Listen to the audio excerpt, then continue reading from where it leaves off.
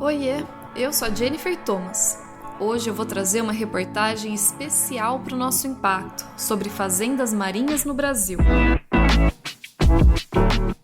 Você já ouviu falar sobre esse tipo de produção de comida? Ou quando você pensa em uma fazenda, só lembra mesmo é do rei do gado?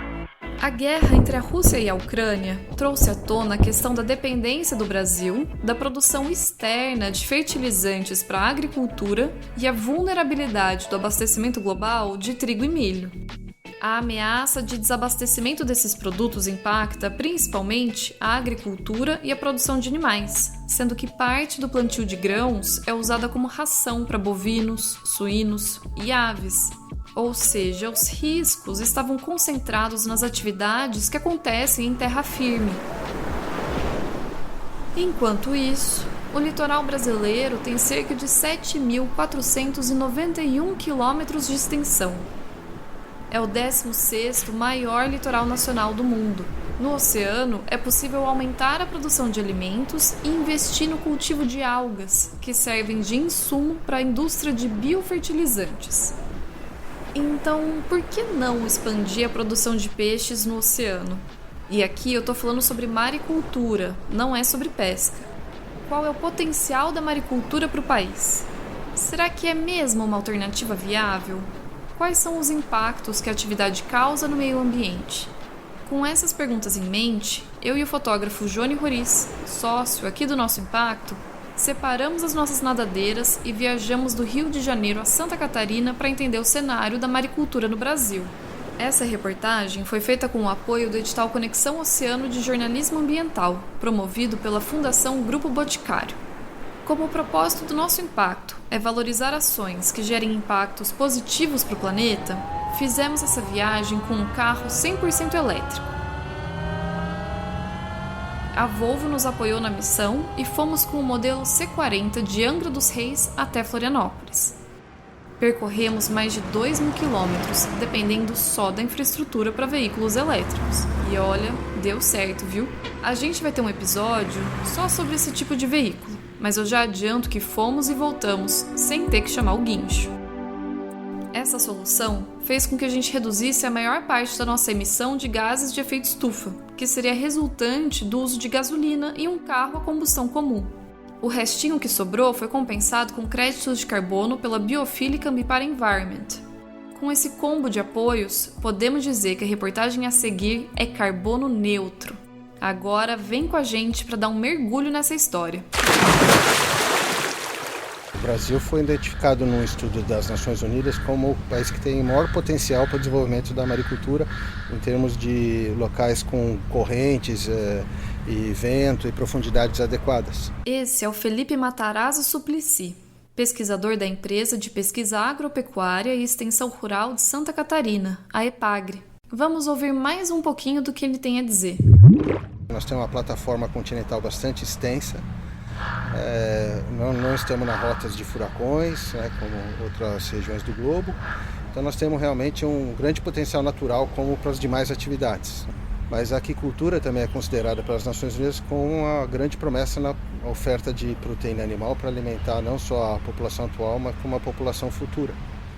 Então é como se tivessem descoberto a agricultura só há 60 anos. Em novembro de 2022, a população mundial chegou a 8 bilhões de pessoas. Em 2050, serão quase 10 bilhões de seres humanos. A gente vai precisar de muita comida para alimentar essa galera. E o desafio é como aumentar a produtividade de uma forma que não cause ainda mais problemas para o meio ambiente. Nenhuma opção de alimento vai ser a única. A gente precisa de diversidade para ter segurança de que vai ser possível encher o prato das pessoas. Além disso, estimativas mostram que cerca de 75% da área terrestre do planeta foi significativamente alterada e degradada.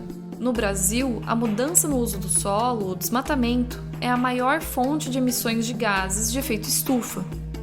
Por isso, a maricultura é uma aposta para aumentar a variedade de proteínas e de forma sustentável. Ao mesmo tempo, assim como qualquer outra atividade, a produção de peixes no mar gera impactos.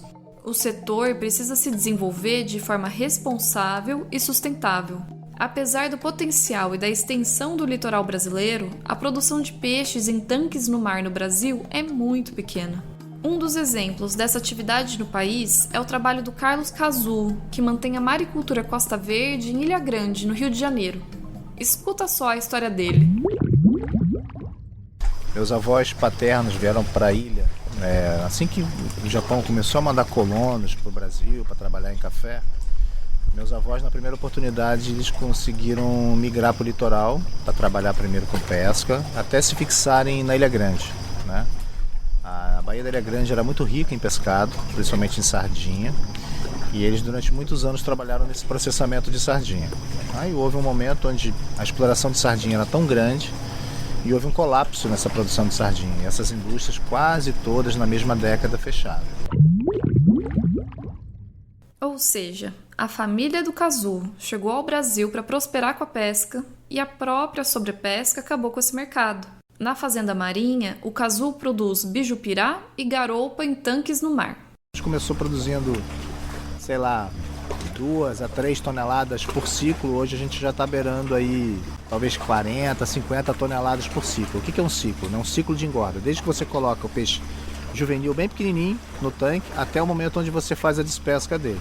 Isso regula em torno de 1 ano a 1 ano e meio, né, mais ou menos.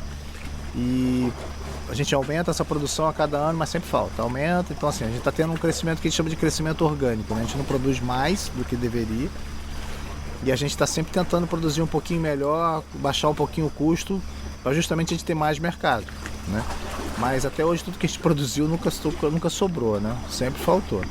A gente tem hoje, se eu não me engano, 7 tanques grandes de 1.200 metros cúbicos. Então cada tanque desse aí tem capacidade para produzir 8 toneladas, mais ou menos, cada tanque desse grande.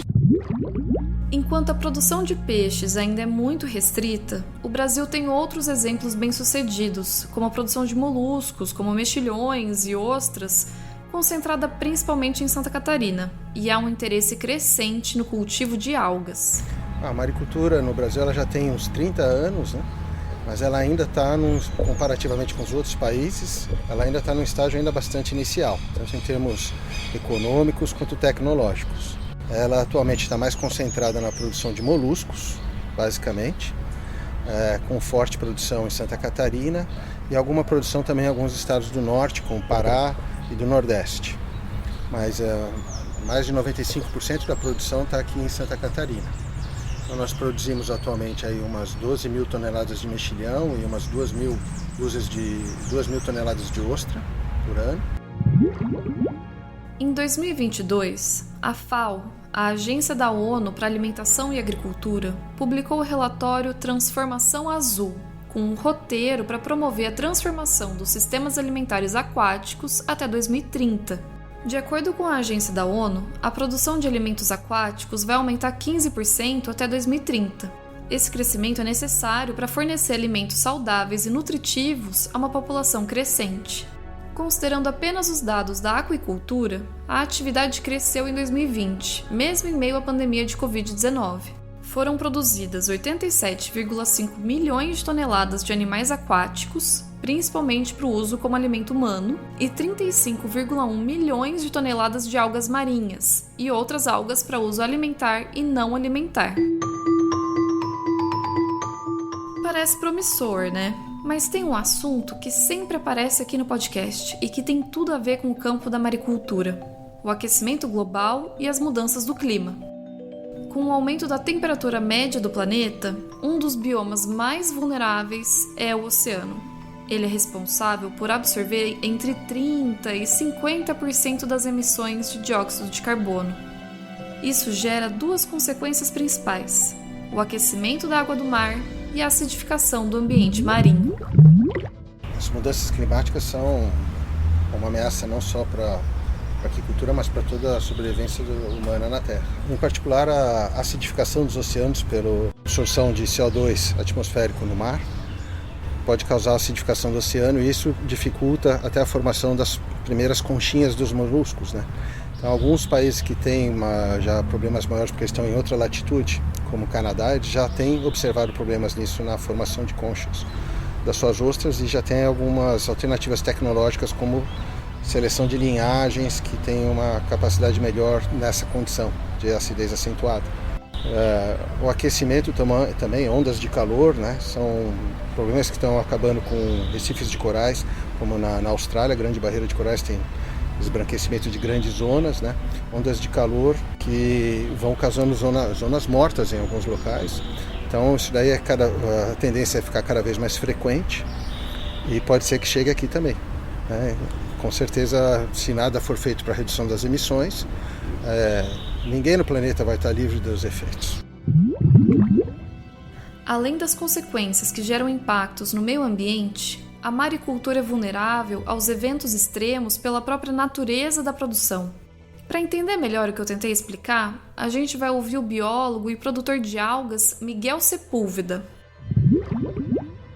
Agora, a gente fica à mercê de situações climáticas, né, como, por exemplo, tufões, né,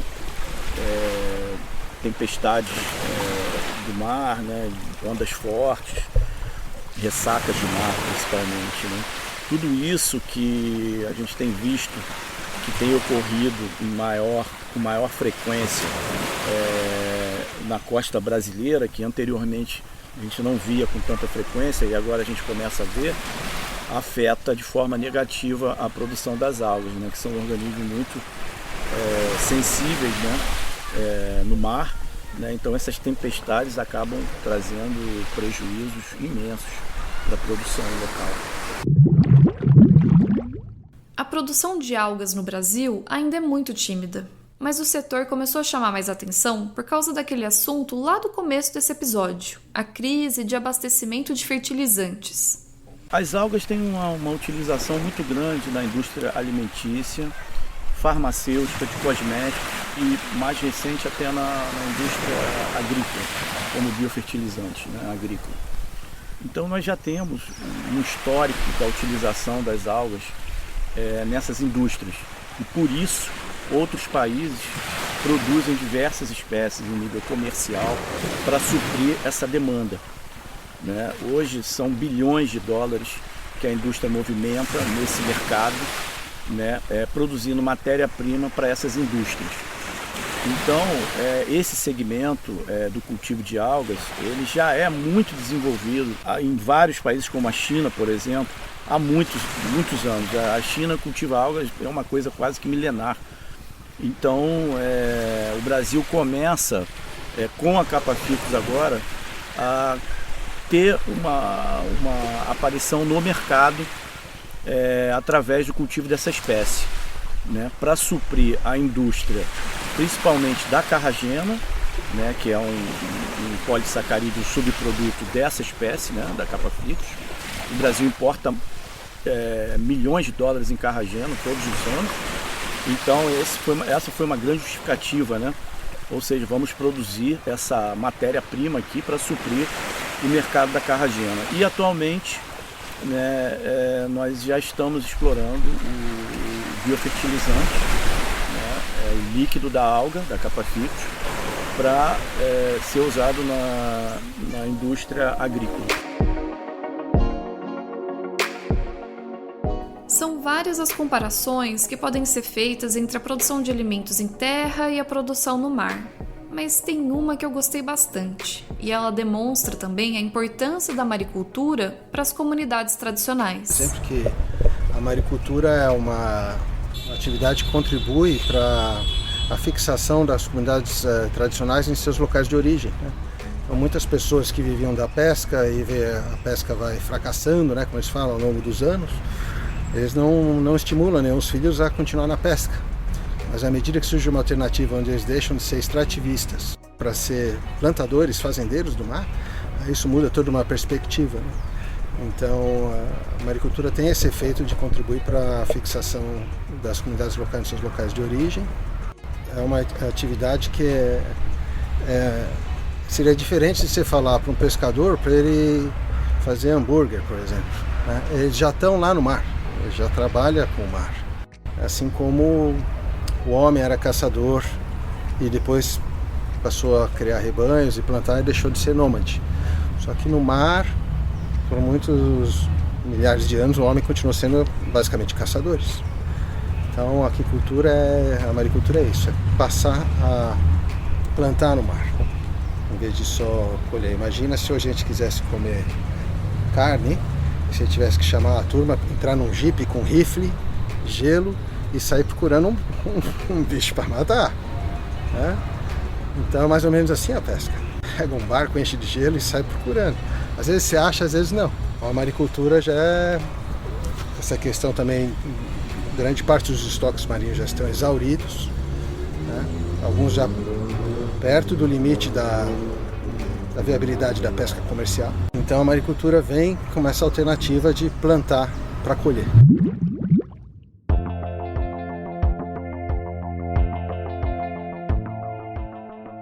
Como em qualquer outra atividade econômica, a maricultura gera impactos. Sem os devidos cuidados, a produção de peixes pode comprometer o fundo do oceano por causa do excesso de ração. Em alguns casos, o produtor pode ter que implementar um sistema de rodízio para dar um descanso às áreas produtivas. Num cenário ainda mais avançado de acúmulo de matéria orgânica, já entra num processo de gás sulfídrico, de produção de gás sulfídrico pelo sedimento, né? Passa a ficar um ambiente anaeróbio, que em vez de soltar nutrientes, nitrogênio, acaba soltando H2S, que é gás sulfídrico, ou seja, já muda mesmo, está tendo um comprometimento do sedimento.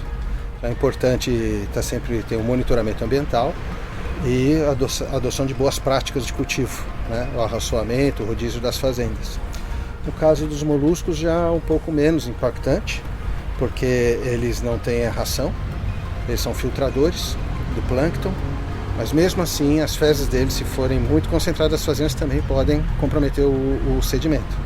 Então é importante o monitoramento para ver se o sedimento está saudável, senão com o tempo acaba comprometendo as próprias fazendas, né? E no caso das algas, pode ter impactos de algas exóticas.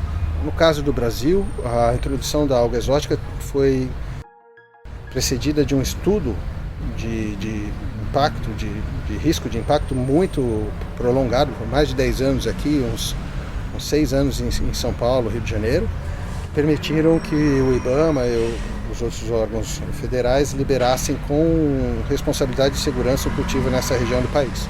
Agora está sendo discutida o cultivo dessa alga exótica no Nordeste, que certamente deverá ser precedida dos mesmos estudos para assegurar que vai ser uma introdução responsável. Qualquer introdução de organismo exótico ou local tem que ser feito uma análise de risco para ver se ele não vai causar um desbalanço nas cadeias que já estão ali.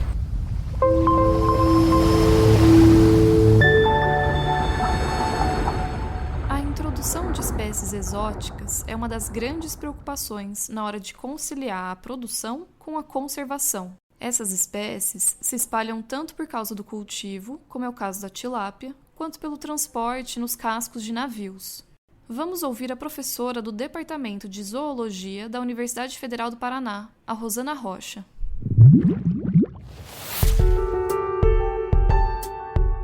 Em termos de risco ambiental, primeiro que é trazer espécies exóticas para esse cultivo, para serem cultivadas, porque o desenvolvimento da tecnologia do cultivo já foi feito em outro país.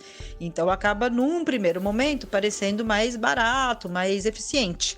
O problema é quando essa espécie escapa e aí ela vai, também prejudicar todo o ambiente local e aí começa a causar custos, A segunda questão é que o próprio cultivo em si, pelo menos em Santa Catarina, que é baseado principalmente em bivalves, que oferecem muito substrato, ele acaba sendo um local de possível estabelecimento de espécies exóticas. Como essas espécies vêm por embarcações, sejam elas regionais, em marinas, sejam elas internacionais, a maioria do que a gente está vendo como espécie exótica se estabelecendo e podendo se tornar invasora, são espécies que se fixam. Porque elas se fixam no casco do navio ou dentro dos tanques de água de lastro. Então, se você no cultivo fornece um monte de substrato, seja a própria espécie cultivada, as conchas, ou cordas, boias e as estruturas do cultivo, tudo isso vai ser substrato novo e que favorece essas espécies exóticas. Então, a gente tem essas duas vias, né? Facilitação de espécie exótica, tanto por importação da própria espécie exótica para ser cultivada, como uma oferecimento de substrato para espécies exóticas. Quando a gente se aprofunda no assunto, dá para perceber que existem muitas camadas de complexidade, mas o cultivo de recursos marinhos também pode trazer efeitos positivos para o meio ambiente.